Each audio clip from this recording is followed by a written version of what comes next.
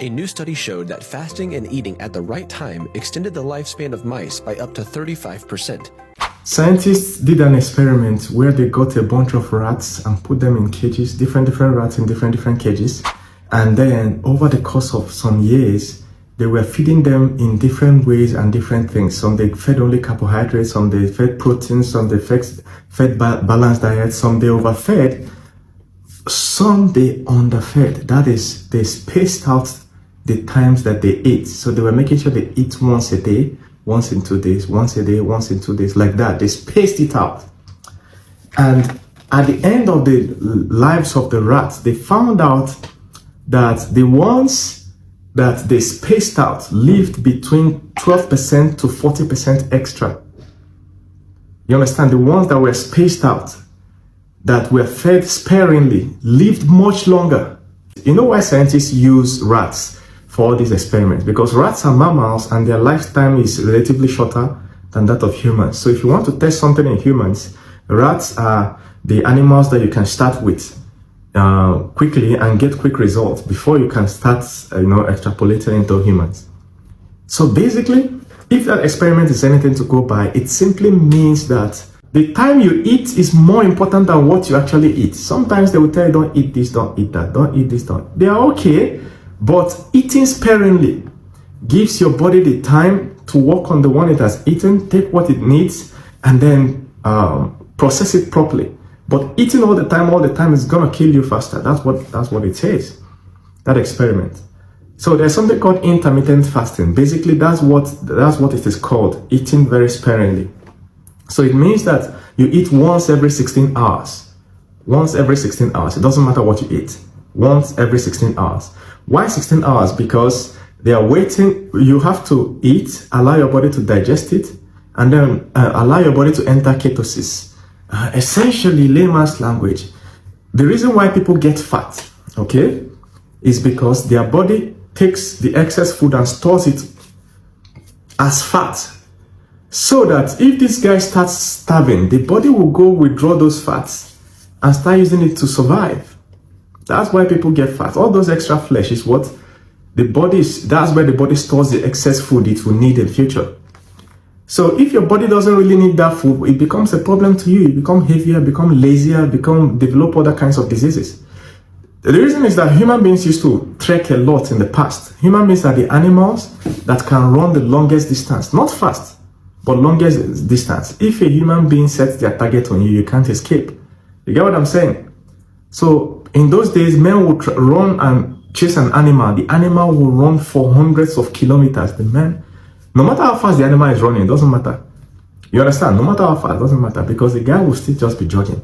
Human beings can jog for a very long time. And then there's migration. When there is war, an entire tribe will walk for hundreds of kilometers into another part of the world and live there.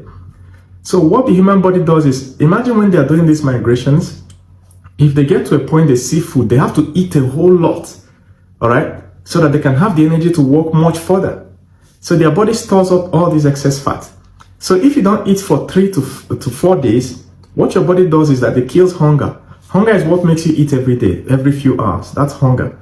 But if your body realizes there is no food for 3 days, it will switch and kill the hunger. You will not feel hungry again. Your body will switch to feeding on the fat in your body. That's why people are able to fast for 24, 21 days, 40 days. You'll be wondering, why are they not feeling hungry? It's because their body no longer demands food.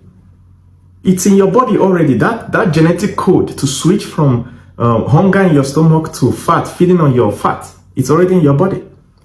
So once your body enters ketosis, your brain enlightens. That's when you see every time somebody wants to start their ministry in the Bible, for instance, they go on fasting. See Elijah fasting, the apostles, Pentecost fasting, Jesus fasting. You can name all of them. In fact, some demons that Jesus said you can't deliver these ones except by fasting.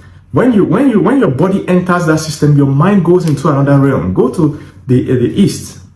You see monks, they fast until their mind enters into another realm. You understand? Eating food kind of numbs all your natural instincts. It's only when you're hungry. When somebody has fasted, even if it's for 6 hours, their eyes become wider. I don't know if you've seen somebody that has fasted. You see their eye, they'll be slim. but their eyes will be wider. What happens when your eyes is wider? You're trying to see. You're seeing beyond what you're supposed to see. Then all the excess chemicals from junks and everything clears from your body. Your body resets. Fasting resets your body. Puts you in another realm. I'm talking spiritual now. Some people think that the reason religion asks them to fast is because your fast will appease God. No, God cannot be appeased by anything. The guy that created the whole universe, he owns everything. There is no sacrifice you're going to make that is worth anything to God. You understand? The reason the ancients imbibed fasting into rituals is because it resets your body. Sometimes what you're looking for, you can actually achieve it, but you are not in the physical state to achieve it. So when you go for prayers or anything, the first thing they tell you is to fast. Because they want to get your body into a state, into its prime state. Okay, so to kick off all your instincts, now you can even solve the problem. Most of the times, that's what works. You are praying for success in life, they tell you fast, do 12 days fasting. So by the time you are fasting, you're completing that 12, your instincts are alive. You start seeing opportunities where you never need to see them. That empty land in front of your compound, now you start thinking of, oh, I can actually build this shop. You start thinking of how you're going to talk to people and connect. Most things that used to trouble you, whether this person gossiped about you, this person did not gossip, all those things are gone now. You understand? Your brain gets into another mode. You start realizing your destiny. Immediately Jesus finished fasting, he went preaching. And some things left him, such as fear of death. What was he doing before 30 years? You're fearing the authorities, fearing the this, fearing the that, this, that. But the moment he finished fasting, his body entered into a state where there is no fear. Go and check soldiers. How many? There is no army in the world that will send soldiers to the battlefield and overfeed them. What soldiers usually get is 1 meal per day, maximum 2 per day, and a small meal like this, small. That's how they are able to enter in that mode where they can fight. So if you find yourself always eating, you are killing yourself, number one. Two, you are killing your opportunities. And I'll ask you a question: how many fat billionaires do you know? It's shocking. If you can count 5, you try. Out of all the billionaires, thousands, hundreds of thousands in the world, in all currencies, if you can count up to 5 fat billionaires, you have tried. So every time you see you're overweight, you have to bring yourself back to. Look at athletes. Before athletes achieve anything, they have to come into a certain physical state. Forget mental, physical first. They work on their eating habits. Your eating habits is your secret to success. Look at all the politicians. All of them are physically fit. Except for pot belly, pot belly is genetic. Go and Google it, BB1 and BB1 and BB2 genes. Go and Google it, it's genetic. So even if you are physically fit, you can still have pot belly. But apart from that, look at all the politicians in your countries, list all of them. How come all of them are physically fit? And they are at the peak of their careers. Every time you see somebody at the peak of their career, they are usually physically fit, except maybe 1 or 2 examples, or children of billionaires, which you know that they just inherited wealth. But actual self-made billionaires, very, very few. Very, very few are fat. I mean like 0.00001%. So at the end of the day, for you to get into the peak of your talent and live long and live healthy, you have to reduce your food consumption per day. You have to crash your food consumption. If you're watching this, you can do that. You understand? And I usually advise people, don't do it too fast. Don't just wake up one day and stop eating all this or stop taking all the substances you're taking. Phase it, gradually reduce it. If you find yourself eating 5 times a day, still do your 5 times, but each meal, reduce how much you consume. Each meal, reduce how much you consume. Each meal.